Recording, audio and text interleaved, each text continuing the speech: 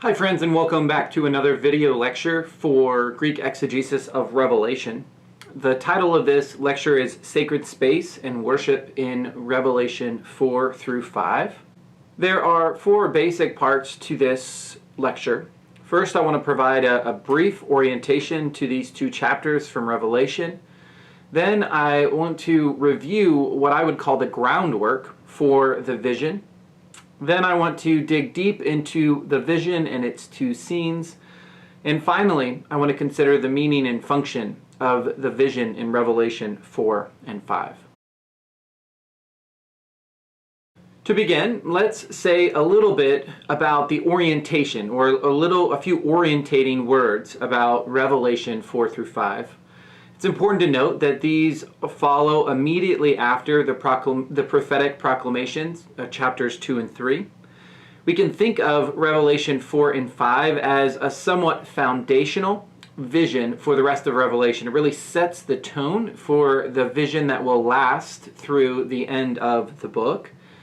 As I've mentioned, there are two basic scenes in this singular vision. The first is of the heavenly throne and the enthroned one, which we find in chapter 4. And then in chapter 5 we see this vision, or this scene, of the slain lamb and his relationship to the throne and to some of the other personalities that are in heaven. And we might say that throughout chapters 4 and 5, we have some special language. We could describe it as indirect language. Rather than naming it as God who's on the throne, we sort of talk around God, or the description of God. Again, same with the description of the Lamb. Rather than say that this is Jesus, the author uses more indirect or evocative language to describe and present this figure. In many ways, this language is pictorial. It sort of plays with our imagination. It invites us to create in our mind's eyes what we are seeing in the text. And it's symbolic language. Much of the language of Revelation 4 and 5 has one or two or three deeper meanings or deeper significances that we can see in the context of Revelation or in the context of the wider biblical or early Jewish literature. Next, I want to say a little bit about the groundwork, or the sort of baseline for what we see in Revelation 4 and 5. And here I'm drawing on the chapter from Santiago that I've assigned for the class. And so he reiterates in the conclusion some of the major insights that I think are important for our reading of Revelation 4 and 5. The first is sort of a very simple statement about an Israelite view of sacred space. That sacred space in Israelite tradition is really intended to be that point of meeting or a fellowship location between God and God's people. That's the basic sort of fundamental conviction about sacred space in Israelite religion. And along with that, sort of narrowing down the focus a little bit, there are two interconnected sacred spaces, namely a holy place or a holy space, and then the Holy of Holies. And so whether you think about the tabernacle in the Exodus tradition, or you think about the construction of the temple in Kings, what we have here is we have sort of two gradients of sacred spaces. A larger holy place, or a more general, more accessible holy place, and then a narrower, less accessible Holy of Holies. In Revelation, we see this sort of basic mentality, this basic thinking at work. And so churches, as Santiago explains, churches sort of function as that holy place in Israelite thinking. And that heaven, the heavenly realities, the heavenly throne room, if you will, is the Holy of Holies. And so the sacred space of Israelite tradition is represented in a slightly different manner in the book of Revelation, so that the church is a holy place and heaven is the Holy of Holies. But that at the end, in chapter 22, what ends up happening is when the new Jerusalem descends into the earthly realm, we experience what Santiago calls a totalization of the Holy of Holies. No longer is there a division between the holy and the Holy of Holies, but there is this accessible nature to it. I think along with this sort of basic representation of sacred space that Santiago calls attention to, I want to say just a few words about what Revelation says about Jesus and the lampstands, because I think that this is really, really important, really vital for how Revelation sort of constructs or represents sacred space. And so you'll remember that in 1:12, in that vision that we translated a couple of weeks ago, that there were these 7 lampstands that were present in heaven, that were present along with the description of the exalted Jesus. And it's important, I think, that it says in 1:12 that Jesus sort of exists in the midst of them. En meso is the Greek phrase, en meso. It says that in 1:12. And then in 2:1 it says that Jesus walks in the midst of them, en meso.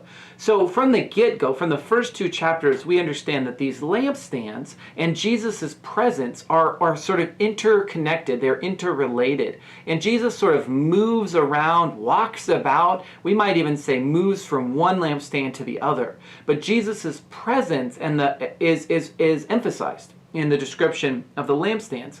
And then what we see in 120 that's really interesting is that these 7 lampstands are then associated with or identified with these 7 churches, these 7 earthly churches that will later be named.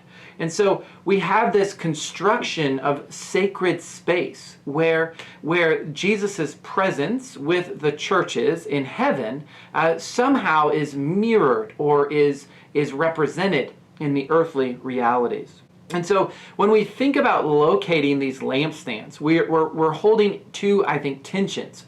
On the one hand, they have a heavenly locale. They are part of the Holy of Holies. They are in heaven with Jesus, with the exalted Jesus. And yet, they have an earthly locale. They describe, they apply, they relate to these earthly communities of faith. And so what we see in this groundwork, in these first 3 chapters, in the discussion of Jesus and the lampstands and sort of the construction of sacred geography, is that the church or the churches function as an access point to the heavenly Holy of Holies. Because the 7 heavenly lampstands are sort of representatives of these earthly churches, and the earthly churches are connected to that heavenly reality. There's this sort of go-between, this sort of connection that I think is really, really important for understanding how sacred space functions in the book of Revelation. Now, with all of that as a sort of introduction and as a framing, I want to say a few words about Revelation 4 and 5 and the singular vision that has these 2 scenes. So the first scene, as I've said, is really about the throne and the enthroned one. It starts with an open door to heaven, which I think is fascinating, right? There's no limit to the access. It is an open door for John the Seer to enter into. What he sees upon arrival is not, a set of different heavens or heavenly beings. The first thing he sees is the throne and the one who is seated upon it. Then he sees these 24 elders. Again, that's the very next thing, and there seems to be a proximity between these 24 elders and the throne. And while there's some room for debate, I think that Larry Hurtado's suggestion that these elders are representatives of the elect, they are representatives of the human earthly church, I think that's so persuasive. And then we notice also in 4:5 that there is this mention of 7 lamps and 7 spirits. Although a different word is used, certainly I think a connection to the 7 lampstands that we've seen earlier. Then we get this fascinating picture of these 4 creatures.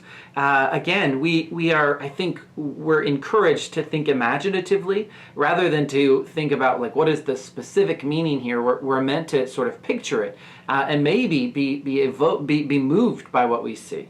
And so these 4 creatures are covered with eyes. Does that mean that they're all seeing or they're aware or they're attentive?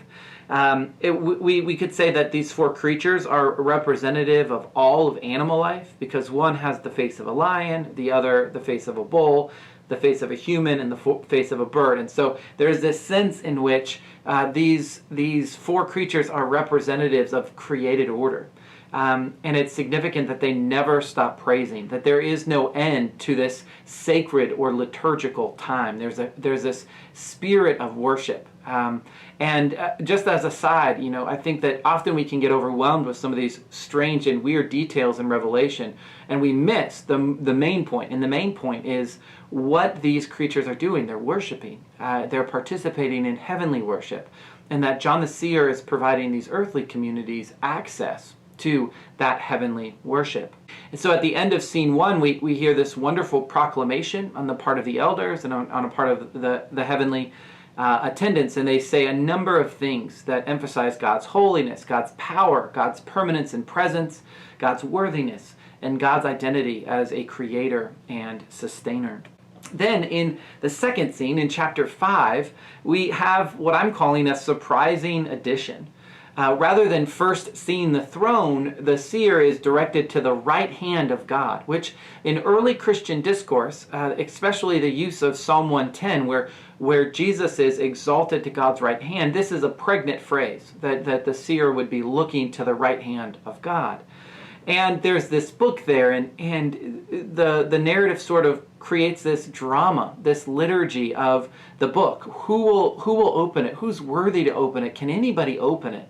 And there is this, in a few verses, there's this sense of anxiety and grief over this. And then, of course, the angel tells John the Seer, it's okay. Jesus is worthy. Jesus has been victorious. And we see Jesus in the midst again in 5:6, Jesus en meso again. Then we see some really interesting connections to earth. We see the prayers of the faithful that are present in this heavenly realm. Again, this interconnected reality between heaven and earth. We see the 7 horns and the 7 eyes. Again, some connection to the 7 earthly churches. In verses 9 and following, we sort of have 3 different songs, or maybe a refrain on the same song. And so the first is this new song, and it praises the worthiness of the Lamb and celebrates the redemptive action of the Lamb and the way that has made the people of God into a priestly people.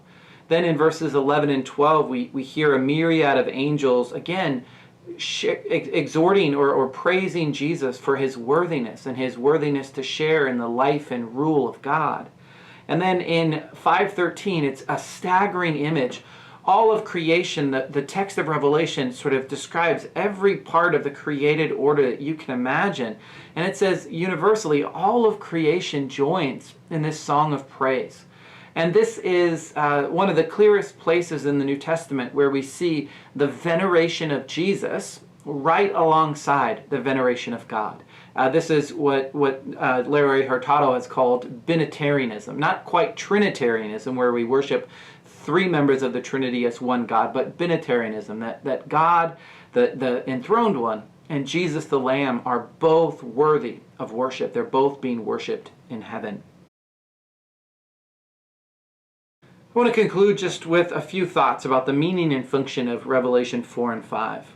I think one of the first things that stood out to me as I was preparing this lecture is that Jesus is the one who is present among the churches, the en meso. It reminds me of what Jesus says in Matthew's Gospel about being present with the community until the end of the ages. And in sort of pictorial and even narrative ways, Revelation 4 through 5 narrates this, that Jesus is present. Jesus moves among the 7 lampstands. Jesus moves from the Holy of Holies to the holy space of the gathered community. The second thing I think in terms of function is it does a lot. These 2 chapters do a lot as it relates to worship. It reminds us that that door is open, that access to the Holy of Holies is made possible through Jesus and through our life together. It reminds us that there are real connections between heavenly worship and earthly worship, or that what we do on earth is perhaps simply a mirror of what is going on in heaven. That is an important communicative and persuasive message. And it reminds us of the real meaning of worship. That when humans get together in Asia Minor or in Atlanta or anywhere in the world, that it is more than just a gathering of humans, but that this worship, this place of worship, is a connection, a point of connection with this heavenly liturgy and heavenly worship. And then I think the third thing is it reiterates the priestly vocation of the hearers and readers of Revelation. It reminds them that as priests, they too move between the holy place and the Holy of Holies. That's the sort of the liminal or the foundational, transitional nature of worship, is that you are brought in worship into the Holy of Holies. And I think that that's a bold claim and a bold reality that Revelation is communicating. So I want to just conclude with a few questions for your reflection. No need to send me these or anything, but just a couple of things for you to think about. My first is, how might this vision in Revelation 4 and 5 stimulate worship in your context? How might it give it new energy, new vitality, a new sense of what's really happening in your worship context? The second is, how does the vision of worship in Revelation 4 and 5 compete with other liturgies in your world? How does it compete with other liturgies, other practices or constructions of worship and social space that we see all around us? And then the final is how does the vision encourage imagination? How does it invite us to imagine the world differently and imagine God's place and presence with us differently? Well, I appreciate your time and your attention to this lecture. I hope that this lecture has illustrated some of the important features and frameworks for understanding Revelation 4 through 5. I hope it gives you questions to ask and observations to make, and I look forward to hearing your thoughts about it later. Thank you so much.